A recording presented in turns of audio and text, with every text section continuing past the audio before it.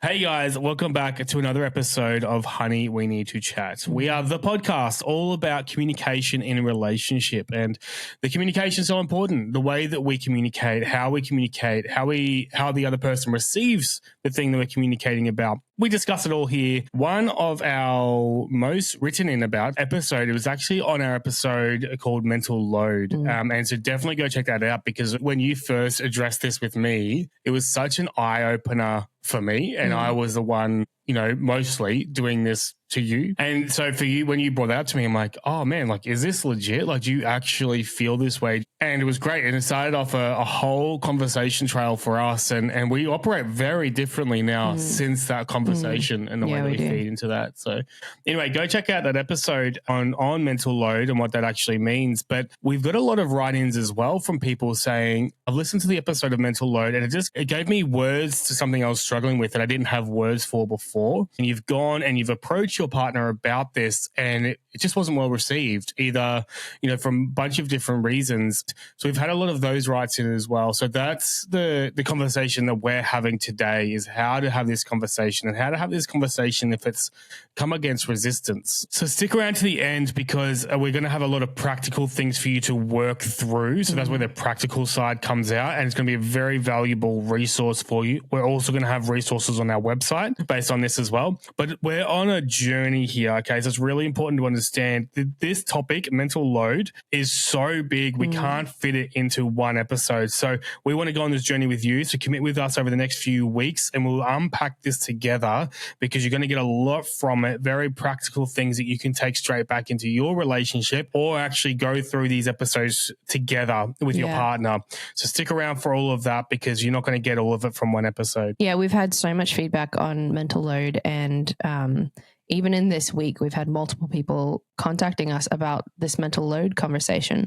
So we decided we wanted to expand more on it, and we're going to do a bit of a series relating to mental load and relating to these difficult conversations to help hopefully bring some practical tips in terms of how to navigate these conversations when it's not being received the way that you hoped it would. So yeah, follow along. These are difficult chats because everyone's so different and every couple's dynamic is just so unique to them. And so there's not one solution that works for everyone, and there's not one context that is applicable to everybody. So when you're navigating these conversations, it is hard to have a clear idea of the best way to do this, because there's not going to be one best way. But we're hoping that today's chat will give you some more ideas, give you some encouragement if that's something you've experienced, and help bring you guys closer together as a couple and bring you guys closer together in this space of mental load. It can be applied to any topic. It does not have to be specifically to mental load. But if you've raised something you're concerned about and you want to have some refreshment in terms of how to keep going with that, we're hoping that's what you can get from today. And if you're new today, I am Blair. This is my wife, Amy. Hello. We're married. Congrats on knowing that information. But we've been married for about 10 years now, and we've been so blessed and fortunate to have a lot of people speak into our marriage and our lives. And Amy is also a life coach, so she runs a company called Next Chapter Coaching. Yeah. You can go check that out, where she walks with women on a lot of different things. But we're just very passionate and about this topic, communication in a relationship. It's something that we've had to work a lot on together individually. So we're on this growth path, and we're on this growth path with you. We don't get funded for this podcast. This is something we're just passionate about.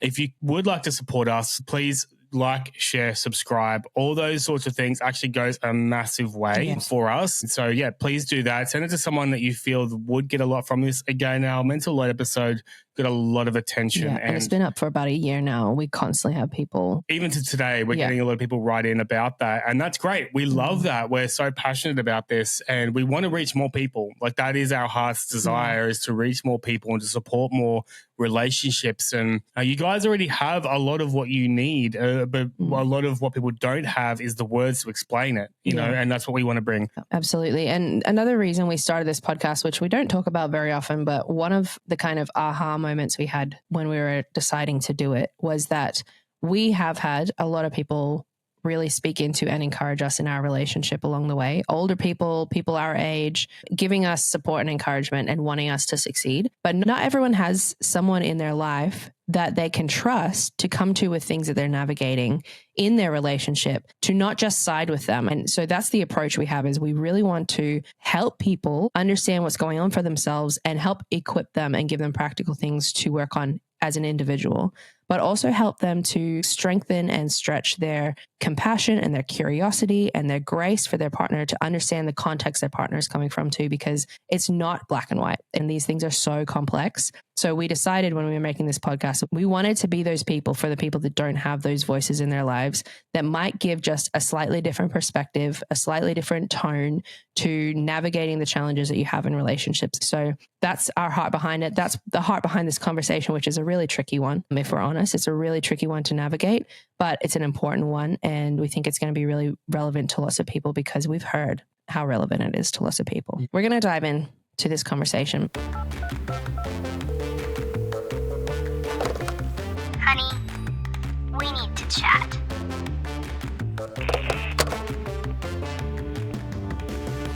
I want to just lay out a scenario for you, because this is who we're talking to today. You may have heard our episode about mental load. You may have heard something online, seen people talking about it, and all of a sudden it undid something for you. It clicked a key in your mind that's like, that's what it is that I'm navigating. Suddenly this terminology is in your mind to explain what it is you've been struggling with, things that you might not have even been able to identify before.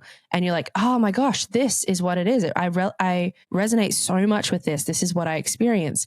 And there's almost like an excitement, like, this is the key. Like, this is the thing that I've been trying to explain. And so you may have gotten excited or sat with it for a little while to figure out what's going on.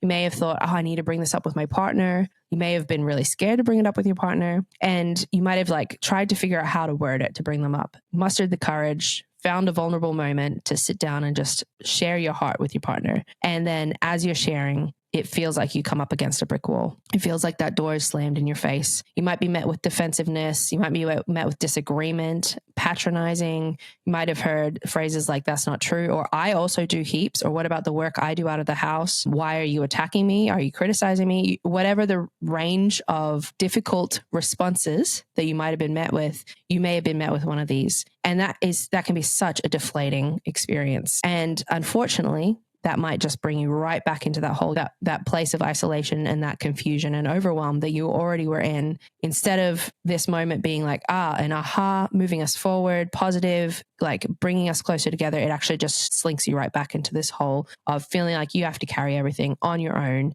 but also now you're feeling unheard and unappreciated. And like I said earlier, this is not unique to mental load. But we have had specifically so many people express this kind of a dynamic when it comes to raising this topic with their partner. And that is a really hard thing to experience. I just want to acknowledge that now before we go into it. When you have found something that means something to you and you have expressed it to your partner and they have not heard it or taken it in the way that you were hoping that they would, and instead it just leaves you feeling more isolated and more unheard and more insert whatever word there. That is really tough. It's really tough to see hope. It's really tough to feel like there's any movement to go forward. It's really tough to see a future. And it just reinforces a lot of the stuff that you've already navigated. And that's a really tricky place to be in. It's also not an unusual place to be in. And we have navigated this. Like, we have had conversations similar to this that we have come out of and been like, I just feel like there's no clarity there. There's no understanding there, or it just wasn't received the way that we meant to. Everybody navigates this to some extent. It's a really normal thing to experience in relationships. It's a really hard thing to experience, and especially if there's a pattern of it. So these are the people we want to talk to today. If this is something you've experienced, we want to help bring some practical things in that might help you move forward, because it could feel like there's no way forward if that's what you've gone through. But it doesn't mean that you were wrong to bring it up. It doesn't mean that you're invalid. And it also doesn't mean that there's no path forward and the story just ends there. So that's what we're trying to address today. We want to encourage you. Like, this is awesome. The fact that you've actually identified this, the fact that you're actually wanting to do something about it, it's awesome. It's not a complaining thing. It's a growth thing. You want to grow in your relationship. You want to cope in your relationship or whatever else. So good on you. That's great. Yeah. But the journey starts here. And we've got to commit to that journey. We're not just going to throw it out because it hasn't worked once. Everybody is functioning in their own little context. I say little, it's not little, it's massive and complex with so many layers and so many things they bring into every single moment of every day. And when you're in a relationship with someone, you are in a similar orbit. Like you kind of have similar context. But even so, this person who's meant to be the closest person to you in the world can be coming from a totally different perspective to you. And there's a range of reasons why you might not be meeting in this place that you're ready to meet in, you're ready to work on, and your partner might not be. So just because that happens does not mean that you're powerless, doesn't mean that there's no way forward. It's actually just one of the experiences you can have when you're working with another human being. So before we dive into this as well, we've spoken a lot about the word mental load, and I think it's important that we explain to you what it is as well. Again, check out the full episode of mental load. You're going to get a lot more from that. But the googly eye approach to it, the response to it is mental load refers to invisible, ongoing cognitive effort required to manage a household, relationships, and family life, especially planning, organizing, remembering, and anticipating needs. It's not just the physical tasks like doing laundry, but the mental tracking of everything that needs to be done, often before anyone else even notices. That's a bit of a explanation. Our story, how it sort of came about, you showed me a reel about this, and I can't even remember what the reel was. It was about grocery shopping. That's right. And so it's essentially, and I was doing this, right? Like I was wanting to, I wanted to do more than just the typical man jobs around the house. And so I said to Amy, look, I'm going to go do the groceries. I want to do that. You've done that a lot. I'm going to do that and give you a night off. But can you tell me everything that I need to get? So I was trying to do something nice, but the mental load was still on Amy to actually provide me what I needed to do the good job. We've actually been trying to teach our kids this a little bit recently. So when I now do the grocery shopping, that's just something that's grown from this exercise for us.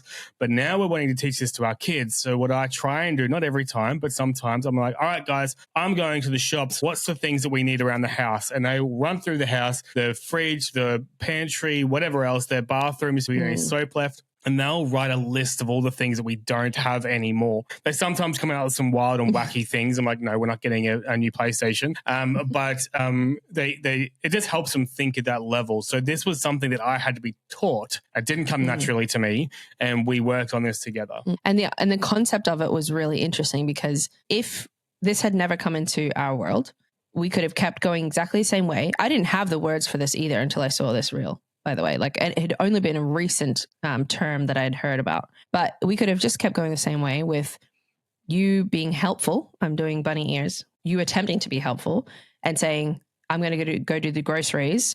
Tell me what we need. And then me trying to figure out what we need and then feeling overwhelmed and not sure why. And we could have just kept going and going and going and not have figured out. It could build resentment and that kind of thing, and frustration and overwhelm. And it did. I remember it was a while ago in a very different life stage than it is now. But I do remember feeling just kind of burnt out and not really sure why.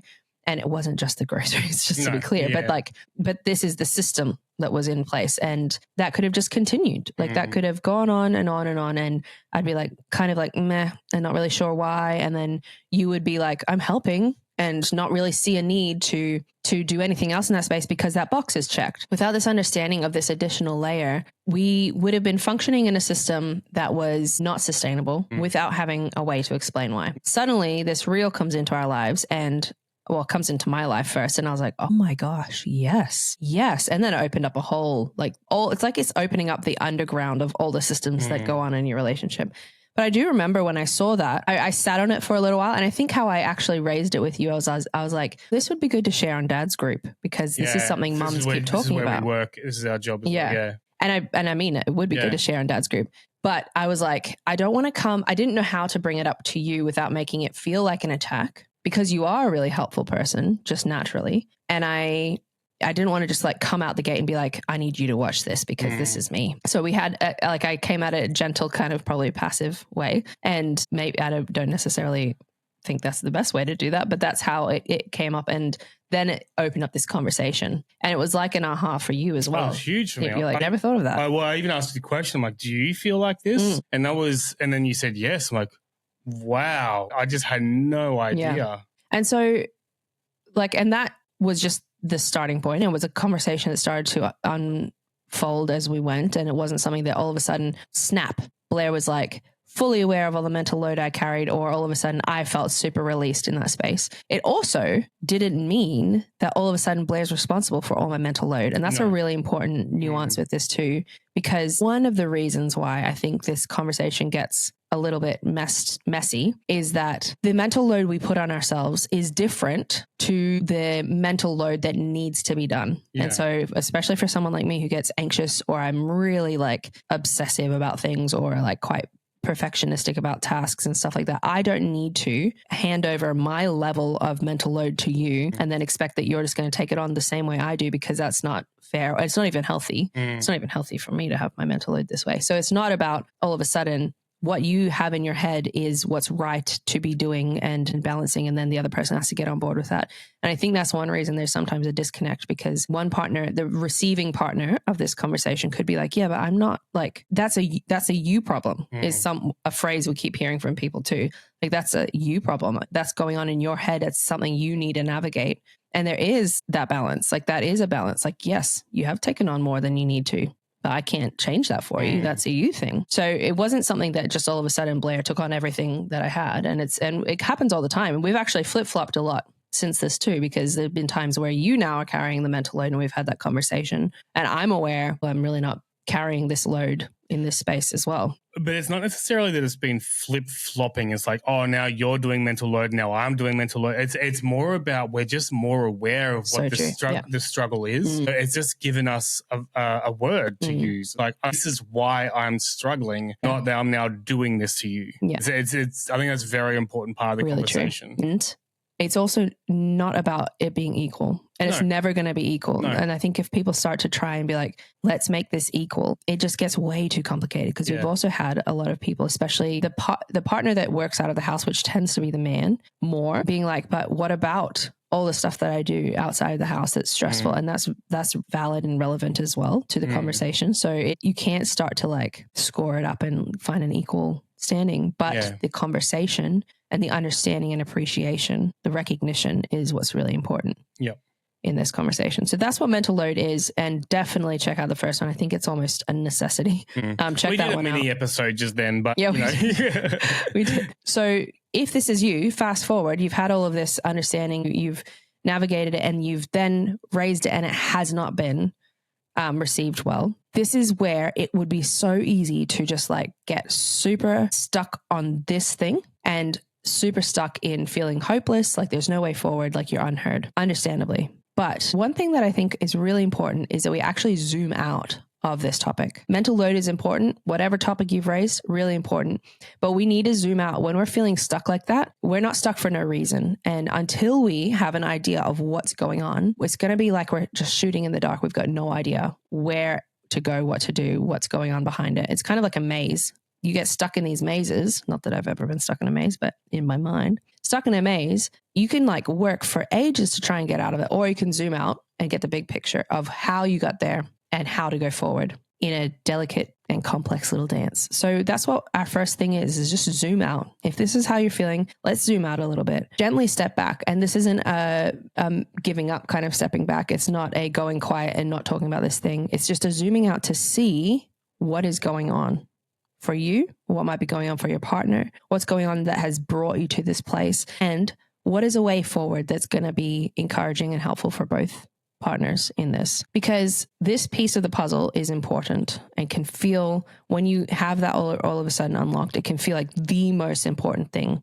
to fix or to work on or to identify or to communicate about. And it is important, but it didn't just happen that way. There's so many reasons why couples find themselves years down the track, months down the track, in these rhythms and patterns with these systems happening, in these things that are not working well. There's so many reasons that build the context around that.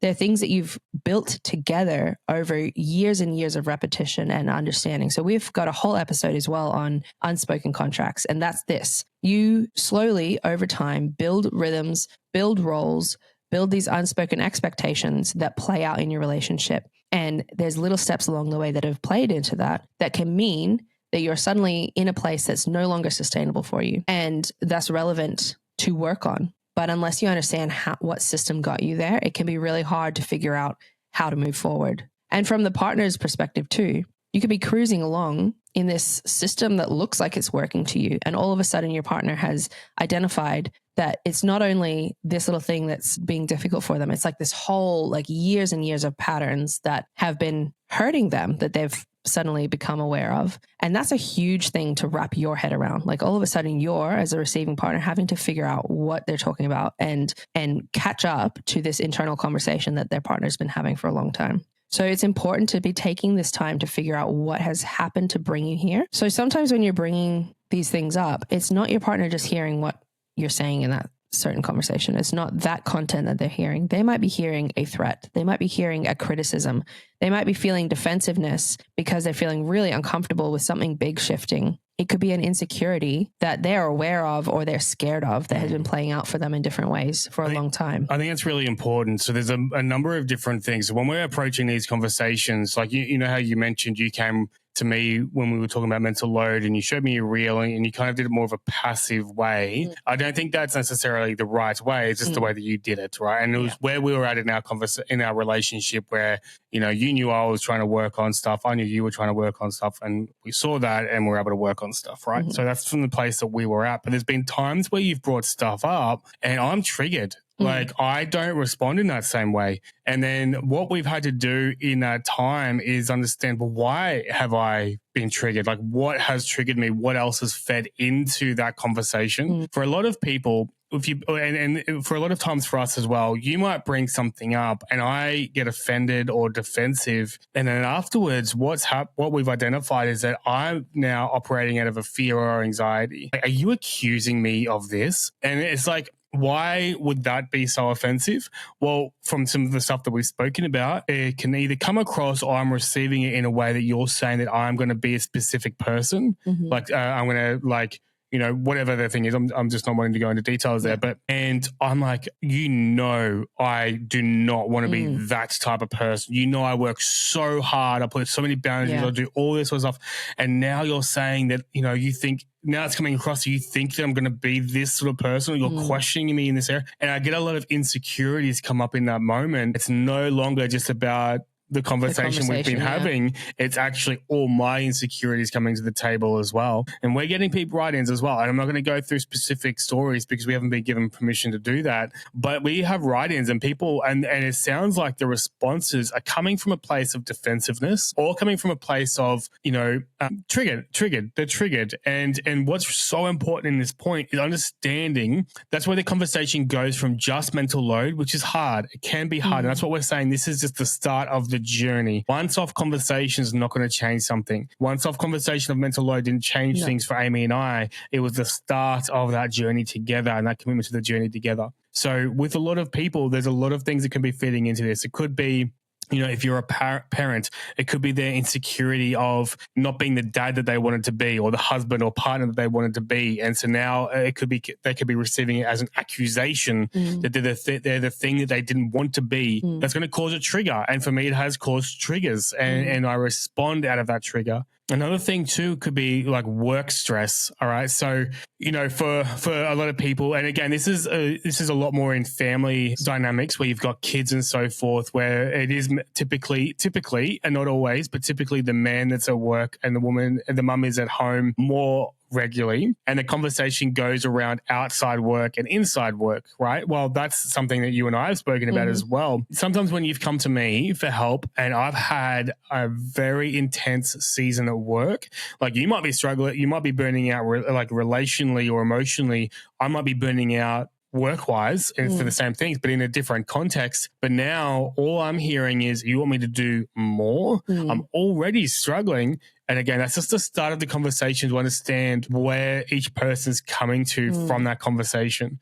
It's not straight up. Also, I think like these insecurities can present so differently for everybody. So in your situation, you have put a lot of effort into not being what you don't want to be. Some people, and this is me in certain areas of life, I am so scared to be this certain way that I then feel paralyzed and I just like, it's like I entrench into that way of being. Yeah. So it's not, you wouldn't look like I'm putting work into not being it. I'm just very scared that I'm becoming it and I am becoming it. And then if someone comes in and like talks to me addresses that area of my life, even though it doesn't look like, it's not obvious that I'm aware of it. I'm so scared and anxious and insecure about it and shameful of it that the moment it's raised, it's like, rawr, and it's just like, people are so complex, and our fears and our insecurities and our thoughts and our processing is so complex that the reactions are information that help us figure out what's going on. They're all little pieces of a puzzle. I was saying to someone recently, like, usually people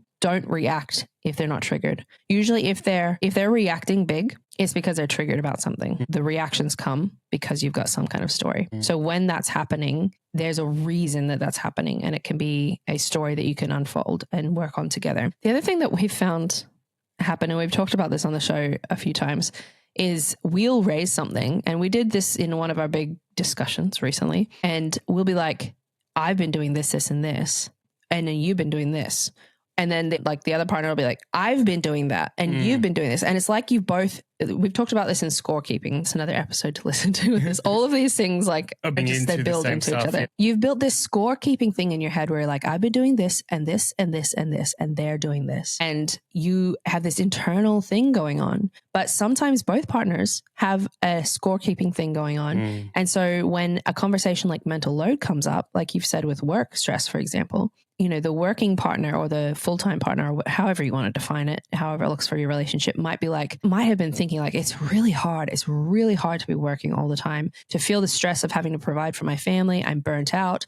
And then I come home and the house is overwhelming and stressful. And there's this whole scorekeeping thing going on for them. So when the other partner raises to them that they're overwhelmed because of all these things that they're carrying, it can feel like you've got no idea what I'm carrying kind of thing. Like it can just trigger this waterfall of I've got enough on my plate and these are all the things I'm carrying, or these are all the things you aren't doing. And both partners can be really valid in having these thoughts. Unfortunately, the scorekeeping process keeps it really internal a lot of the time, and assumptions get made, and you come at it when you're in that kind of place, you can come at your conversations quite defensively and wanting to argue your side. And so when that's your approach to a conversation, it can be really hard to wade through that and get clarity. And when we've had that happen, a lot of the time we've had to take a break because we're just so stuck in that. We say oh, look, we're just going around circles. Yeah. We're not getting to a resolve here. So we need to have a break, come back. And then we're like, oh yeah, that's what we did again. Yeah. And then we can have a conversation from there. The other thing too is, this is obvious, but again, topic is on mental load. It can sometimes get confused with task load. So the task load is the amount of things that you're doing. The mental load is the thought process behind it all. True. And so just not to confuse the two there. And the task load sort of goes into scorekeeping and stuff like that as well. But what we're trying to do, and this can help navigate the conversation, you're not necessarily just asking for your partner to do more tasks. Sometimes that is it. If you're burning out and you just need that relief for a little bit, it's like, look, can you just do this for me for a period of time or whatever else? I just need this help here. That's great. That's a conversation you guys can have. But what we're talking about specifically is the mental load. Something that really helped. And we've spoken before about how much I struggled with my mental health during COVID. And we moved out of Melbourne because lockdowns were absolutely insane. And we moved out to a rural town that we're in now. I was struggling so much that I was really struggling to even work, just to show up to work. I was just struggling so much. And we had a year nearly where Amy was the main worker and I was the stay-at-home dad. And that gave me a whole other level of understanding of what it took to be a stay-at-home parent. Because from my lens, me going to work and coming home, it's not now that one is easier than the other. It's different. And unless we actually do the thing that's different, we don't fully understand what the other person is coping with or dealing with or going through or thinking about even. So one suggestion that I have too, if you guys are open for this as well in your relationship, is do a complete swap. Right. So all your tasks, they now do. All of their tasks, you now do. And just for a week or something, just as an exercise to be just so you see, just so you experience. Because then when Amy would come to me after that period of time, Amy would come to me with something that she might be struggling with. And I'm like, oh no, I get that. I understand that now. Because until that moment, there was no understanding. So when Amy came to me with that reel, I had understanding. It wasn't from this very brand new perspective of, what are you talking about? I have a lot of mental load too. No, it's different. This is just different, and we don't understand it. So we can't actually fully engage into that conversation because there's a whole level of getting to that point of understanding first. Yeah, I think if you're a partner that has had your partner raise this concern and you just don't get it, that's a really good way to go about it. If you don't get what your partner is saying, and this kind of goes across the board, you don't understand it, it doesn't seem important to you, and you don't really understand why it's a big deal to them, then take some time to try and put yourself in that perspective. Whether it's something like this, where you can take a week and be like, I'll do these things just to try and understand, like, if our goal as a relationship is to be closer together and to be loving each other and to be wanting the best for each other, if that's what our goal is as a relationship, and that's what it should be, because that's what love is, then we should be willing to be like, okay, I know this person I love is saying something that I do not understand and I maybe don't agree with and I don't really see, but it's important to them. So I'm going to try and figure out why it's important. Yeah. And just letting yourself be curious and letting yourself challenge yourself in things where it works for you guys to expand your understanding of that. And then you can come at the conversation in a much more gentle and open way, even if you still don't agree, even if you still have disagreements or need to have like a bit of a hashing out of that conversation, that's fine. But at least you've spent the time trying to put them in mind. And I think what's important, don't just do it once. Don't just like, I'll do your task one time, because that's not going to help the mental load. The mental load is the ongoing thought process. Exactly. Yeah. Like that's where the issue is. So you want to be doing it for at least a week, something that, and this is something that we've grown in over time. Okay. So just to keep reminding you, we're not some special couple that have just got it straight away. We put the work in. All right. So you need to put the work in. But the place that we're up to now is, so I do all the grocery shopping and I do a lot of the meal preps, so meal planning, not all of them. And I take care of the kids' lunches, because it's not about, I don't do all the cooking. We both share that role. And it's mainly Amy, because by the time the kids are hungry, we usually start cooking before I finish work. Right. So it's just time. Situationally, like that's where we're at. In regards to help Amy in that situation, or for us to actually work as a team, it's not even just helping Amy, it's just operating as a team. I do the grocery shopping and I've thought out the meal plans. I know like what our kids do like, what they don't like, what they need to have, what they don't need to have. I put a lot of thought process into that, and then I do the shoppings once a week, and then Amy takes a lot of the practical stuff from there. And straight away, Amy's well more prepared for the week. Our kids are more well prepared for the week, and it actually is really fun. I really enjoy knowing these things about our kids. Amy and I were both doing the lunches yesterday for our kids, and I usually do them. And it was actually, because I really enjoy this process now, the whole process set up. But Amy was like, all right, what do each kid want? Like, what do they each have? I'm like, it's an art, it's a science here. Like, there's so much going on, for each lunchbox that I've got to pack here. But it's so nice actually knowing that more about our kids. But that's us anyway, and what we've had to work to.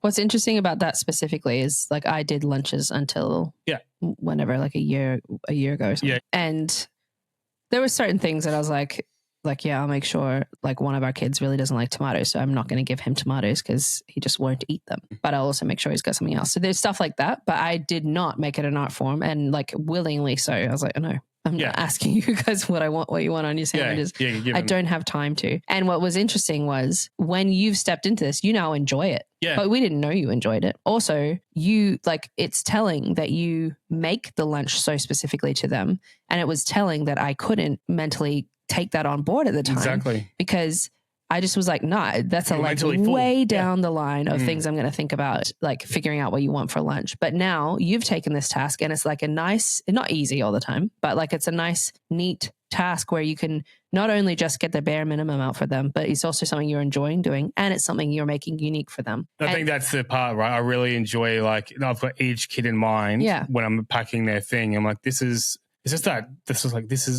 This is part of you. Like, this is part of you. Exactly. Yeah. And we didn't know that. No. So that, like, think about the things that you guys could be sitting on as a couple that you don't know you will love doing. And you don't know you'll work so much better as a team in. Like, there's so many things. If you haven't tried it, you might actually love cooking. Like, Blair loves cooking. And I like cooking, but I think it's easy to say he loves cooking a lot more than I do. So if we never had pushed into that, then I would have never grown to understand that about myself, right? Like I really do. I don't always have time for it to put the time in that I want to. Sometimes annoying because it's when you've got young kids around, everything's impossible. Exactly right. You learn more about yourself by going into that. And I think the other thing too that we need to discuss as well is the typical gender roles, right?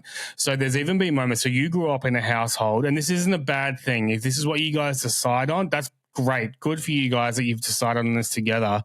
But you grew up in a household that was very much typical gender roles. I didn't. There was that for a little bit, but like my mum went bricklaying and, did a lot of like trade work and stuff like that. It was a shared load. It was a shared load for practical stuff, not mental stuff. And so I think what's important here though is we went through moments where I'm like, look, I want you just to know how to mow a lawn. Like, okay, like there was these, I just want you to just try. You'd never done it before. And I'm like, I just want you to try it. And you did it. And you were open to it. I mow the lawns, but that's what we've decided now. It's not that you can't do it or won't do it. It's like, no, you're doing this area. I'm doing that area. And we've decided on that together. So just that is a challenge that a lot of people do have to face, but it's this thing that they've fallen into, not necessarily something that they've discussed. And so that's what we want to encourage is just dive into the conversation. If you're struggling with the gender role stuff, not downplaying it, not saying it's bad or anything else like that, but it just work on that understanding of how can we work better as a team in the decision that we've made to operate in this way. Yeah, that's a really interesting one for us too, though. I was actually having this conversation with my friend this week because when we were doing premarital counseling, in my mind, I was like, I will be the stay-at-home mom. Like I just always had thought that's what would happen. I'd be the stay-at-home mom, you'll work. And when we're like splitting up the jobs and that kind of thing, the classic like outdoor things you'll do and then I'll do the inside stuff. And I just had this idea in my head that that's how it was going to be. And then because you had such a different upbringing, you were like, oh, we'll share these tasks. And I was just like, okay, but whatever. Like it was a really weird thing for me to be like, well, we can. I just wasn't thinking we would. And then when we actually got married, I realized, oh no, I'm not this person at all. I'm just not. And like, I really struggle to be at home. Like even when I'm home, and there's been times where I've like stripped back what I'm doing. So I'm not like, I'll take on too much and then I'll strip it back and be like, no, I have to be home. And then I'll just be like, this is a business idea. And I just, my brain does not cope well keeping house. And that's why we're having this conversation, because my friend loves that. Like she loves that so much. And I can't get my head in that space. But had we decided then and there that this was what was going to happen, and we both had these ideas and we went into our marriage and then into parenthood with that as like, this is what's going to happen, and we didn't have a flexibility about it, I would be burning out because I'm just really not that way. And so like you might have had that conversation. Some people fall into it because they've like had their parent, you learn from what you've seen growing up.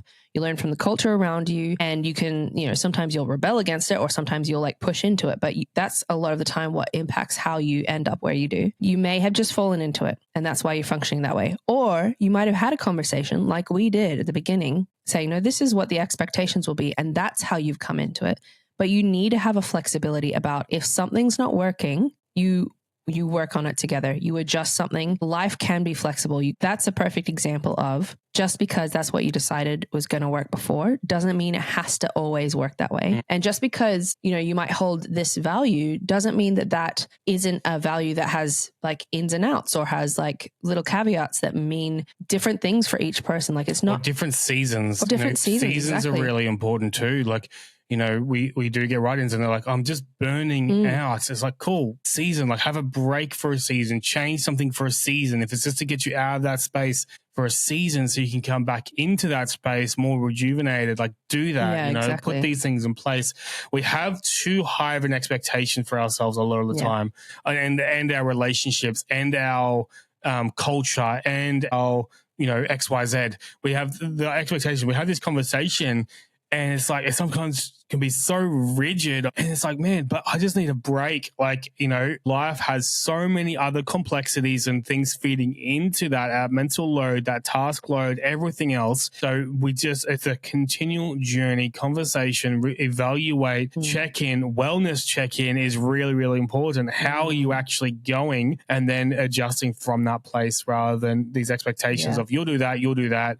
No, that's how it is. Yeah. And that's set in stone kind of thing. Yeah, 100%. So you've had this conversation All right, you've had this conversation. It's very clear to you that you're struggling with mental load. You've come up against a brick wall. Your partner is not engaged in this, is defensive, shuts it down, dismisses it, whatever has happened for you. That's when it's really easy to just like go back into your little hole. And then you're like, all right, I'm not going to bring it up again. That was frustrating or hurtful, or I'm silly, or I'm selfish, or whatever is going on for you. I'm just going to overcompensate and do everything that I've been doing and make up for it and not bring it up again. It's too painful to have these conversations. That's such a common story. The thing is, that is not a long-term solution. And it ever, like, that's why, and I make all these reels all the time and I feel really annoying because I'm just like, I always say it, but like, you have to communicate. Yes, if the person's not communicating back with you about this, or they've been really discouraging, that's really tough. Like, I don't want to undermine that at all. That's incredibly tough. But it is not a long-term solution to just go back into your little shell and not address this thing anymore. Because what happens then is all the things that we've listed. Resentment builds, which turns into contempt. That's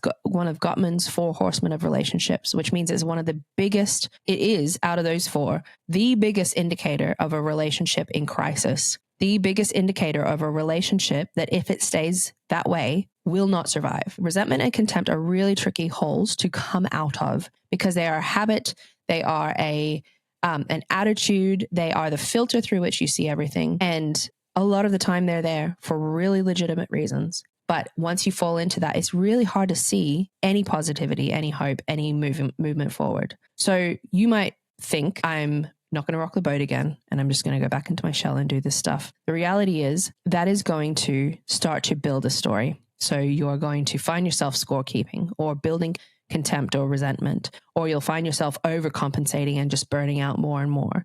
You'll probably find yourself resenting your partner. You'll probably find yourself finding it harder and harder to see the things that that partner is contributing to your family, to your relationship, and the positives about them. You're going to find it harder and harder to react in a way that shows that. Probably you'll find your body language starts to adjust to this attitude and this broken trust and this broken sense of relationship. And you probably find things like more eye rolling. You'll find that physical touch starts to drop off. You'll find that you're shorter fused, or you're less engaged, you're more distant. All of these things start to build over time when these important topics are not communicated about, and when you're holding yourself back from communicating. And the thing is, it might feel like, that's fine, I'm carrying it on my own, but that starts to then build a story to your partner. Like, your partner starts to then take in a story that you're not even voicing about how you're acting and how they're observing you. We also have this saying that silence can also be a really loud conversation, right? You're just not using your words for it. So, and this is what's really tricky, because then that conversation is all up for interpretation. It's like, well, I don't know what you're silent about. All I know is that there's something going on for you. Now I'm going to interpret that in any way, from any position that I'm in currently, right? Don't let it get to that point, or if you're in that point, don't let yourself stay there. It might feel like a temptation to you. You've raised something important. It might feel like a temptation to you. Like, no, I'm just not, it's not worth bringing it up. He never takes it well. I'm just going to keep doing it the way I'm doing it and carry it. But the reality is that is not a long-term solution, and it is not going to make it easier or more healthy or fix anything. And so we're zoomed out, right? We're looking beyond the mental load. We're looking at what's the context that's going on. What is it that has built these unspoken contracts? We're looking at what the implications are if you don't communicate this. And a lot of relationships stay at this place. Like, they don't push forward through here. Or they will eventually, but it'll be years down the track when it's just built these systems and processes and these habits and these ways of relating that are really hard to weed through. It's like a massive knot that you're just trying to undo. And so this does not have to be where that conversation stops or where that story ends. It doesn't have to be where your hope dies and there's no way forward. And the thing is, a lot of our arguments have not been the switching point for us. No. Like, that is not where the change has happened. A lot of the change that we've seen has come in after an argument or a disagreement, after that really horrible conversation. When we've been able to come back at it with curiosity and a gentleness, that's when we've seen the biggest change. And so just because this conversation has not gone forward for you, hasn't felt like you're not getting breakthrough in this space, does not mean that that's ruined. Actually, a lot of the time, the biggest transformation can come through after the fact. So if you're in this place where it hasn't gone well, there are things that we can do to find a way. You've zoomed out, you've got that context to find a way to continue to build closer connection with your partner in a way that will bring you closer together in the long run without it having to be getting stuck on this repeating loop about whatever it is you've raised, in this case, mental load. There might be times where your partner isn't ready to have this conversation. Yeah. And we've had that. And it might be a matter of stepping back from this specific conversation and just reconnecting. Yeah, exactly. Because if you're coming from a point where you don't really talk about stuff in the first place and you're just sort of coexisting with each other or only bringing stuff up when there's an issue, there's going to be that history of tension or that history of triggers coming into the conversation as well. So setting the tone, setting that scene for you guys is going to be really important and a great place to start. We talk about, there's so many things that can feed into not having date nights again. You can have date nights at home. Again, we've got another episode on that, and we've also got a resource on our website on what that could look like as well. So go check that out if you want some help. But having that quality time, undisrupted time, will set the tone for future conversations. And I know, you might be feeling burnt out, and that might be a hard thing for you to hear is, man, but I need something to change now. I hear that, and it's hard and it sucks, but we want to have the long-term goal in mind here. We want to have the long view goal in mind here, not just immediate changes. And it takes time. We've been coming from places of exhaustion and stress and all that, and it's hard. I think a lot of the times when you're coming up against something that your partner just is like not coming to the table on, stripping it back to connecting again. And we've had this happen in arguments where we're like, we're so intense on this right now because we just don't feel connected. We don't see each other outside of these things. So just stripping it back to how can we reconnect in our relationship and taking those little moments, those little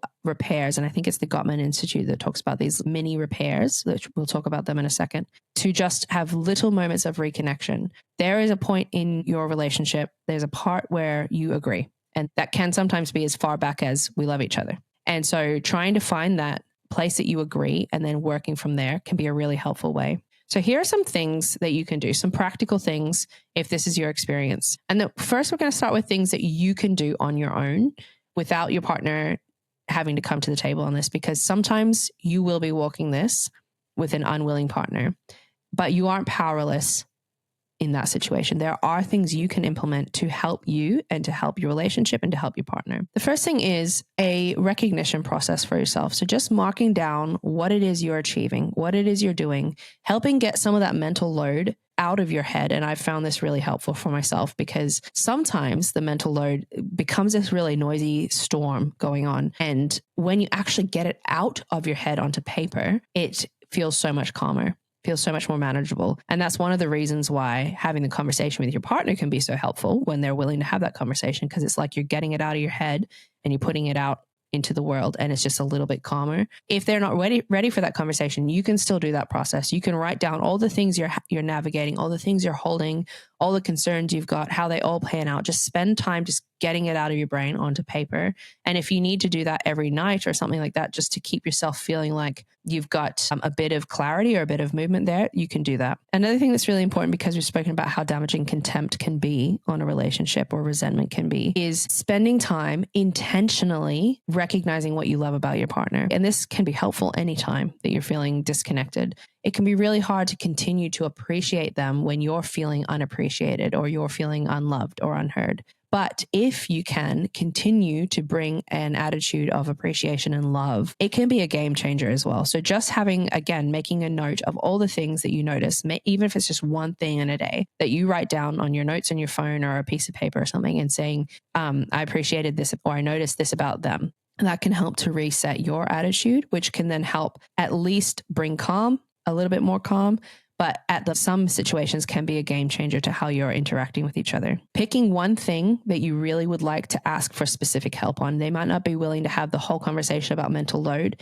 but if you're like, I'm really at the point where I just can't keep doing these things, try one small thing and say to them, I'm feeling burnt out and I can't manage this. Do you mind taking this for a little time? And if they come back to you and they say, I can't take that on, that's too much, then you can use that as a curiosity moment and say, what is something that feels reasonable for you to take from my plate for a time? And just start a small little boundary setting process. Really important one is also involve a respected and wise third party. If you're feeling like you're not getting anywhere forward, finding someone that you respect and that is a wise and healthy input into this to talk about it can be huge.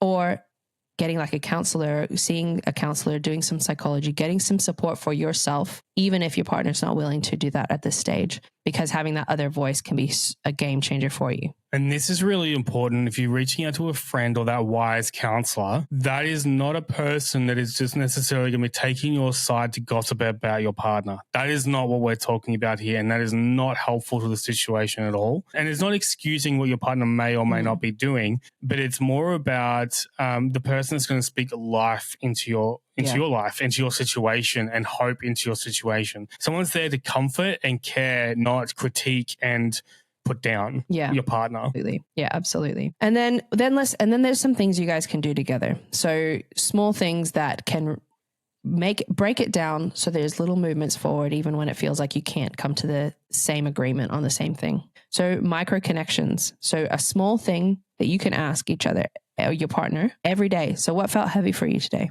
And this is back to that wellness check, because when you've had this conversation and it's been met with an intense reaction, and we've spoken about how usually that's because there's something else going on for them, this part of the conversation, this part of the practice can actually help you start to understand what might be going on for them. And it could be that they're really close to burnout at work, or it could be that they're really stressed about something or something like that. So just asking a small question that's not a huge thing and is very specific so they can answer it. It's not a big open-ended thing. What felt heavy for you today can be really helpful for building connection again with them. If you can set aside time as well to have a check-in night, have that date night. If you can go out, amazing. If not, find a time at home and use the resource that we've got online even to just check in with each other, touch base again, and get back to being like, what is it that is the foundation for our relationship? Where are we wanting to go? Is it that we just love each other and we want to be closer together in 5 years' time? Is that the basic? And just get the foundation out again and retouch on what you agree about your relationship and where you're wanting to work towards. Even if you're not at that place yet, start the routine of actually catching up, right? So make it fun. Have a games night, have a drink, have a night a week where you're like, this is the time that we're going to have together, and build off that. So like Amy said before, like might need to like scratch back all the way to the basic. Just identify what can you guys do now that will be enjoyable and both will come to the table for. Start there and then grow from that point. Exactly. Also, the curiosity question, we've found it so much more encouraging to come to the table with a curiosity about each other. And we've had our guests a few weeks back, Sam and Liv, were talking about being students of each other, having this attitude of wanting to learn more about your partner. So if you've been met with this conversation you've raised has been met with an intense response, finding a neutral time, even at a check-in night or something like that, where you can be like, what happened for you when I raised this conversation? Or what's going on for you? Or what did that make you think and feel? Because I feel like there was more to your response than just the conversation itself. And asking them questions, curious, gentle, not passive aggressive questions to try and understand what was going on for them more. And that has been for us a game changer in reconnecting and finding ways forward in things that we haven't felt like we can see the way forward before, because it starts to help you and help your partner and help you guys as individuals assess what might be happening inside in a gentle way, not in like a shut down survival mode way. And the last thing is starting with the story. It's you saying, I'm really struggling and I don't know what to do. Can you help me figure out what to do? And starting with the story of what's going on for you so that your partner has an opportunity to step up in that curious way, or step up in that loving way to figure out how to support you instead of it feeling like a criticism against them. If I get criticized, my barriers go up. If you ask me for help, my compassion raises, you know what I mean? Like, because I want to be there for you. I want to support you. I want to care for you. So what's really important about this is we got to have the other person in mind. Yeah. How do they receive, or how will they receive when I approach them with this? We want them to be on board. We want them to support you. We want you to support each other, and just think through that before entering into that conversation. If you're accusing them or criticizing them, their boundaries will be put in place. We both just naturally are quite internally assessing. Like we both have spent time before we're even together doing this. And so conversations like this aren't unusual to us. And so especially after years together, But for some people, they have not spent much time trying to think about what's happening for them, trying to think about what their past meant for them, trying to think about what their childhood has impacted into their life. Some people find it really hard being vulnerable in this space, and there could be so many reasons for that. It doesn't mean they're a bad person. It doesn't mean that they'll never learn. It doesn't mean that they'll always be stuck in that place. It might mean that the conversation needs to be a little gentler, slower, a little more simple, start back a bit, whatever it might be. It's going to be different for everyone. So these are just some practical ways. And like we said at the beginning, it's such a unique experience. There is no one size fits all kind of thing for this. And maybe none of these will resonate with you, and maybe some of them will. But we're thinking of you, and we hope that this conversation will help you move past things that have felt a bit sticky. We're going to be doing more on mental load because it just seems to be such an intense thing. And I think it's something that's a foundation for a lot of other areas of relationship. So watch this space. We're going to be doing some more things. One will be a whole episode talking to the partner that's received this mental load conversation. And we're just going to try our best to make it as stripped back and as simple as it can be and start at the real foundations, because it's such a high level thing and it's such a complex thing. And we would love for these conversations to help as many people as it possibly can. So watch this space. That's coming. We'll share it out. This is not unique to you. It's not. Again, the amount of write-ins that we've got is a lot. So please share it out as much as possible. So thank you for listening. One small thing to just finish this is you can't control your partner. You can't control their reactions. You can't control how they show up. And that can be really tough. You do have control over yourself, how you show up. You've got control over what you take on, and there's things that you can do. You're not powerless in that space. And we hope that this has given you some suggestions on moving forward. Write in if you've got questions. We'd love to chat to you guys more, but otherwise, chat to you later. Thanks for chatting. Thanks, guys.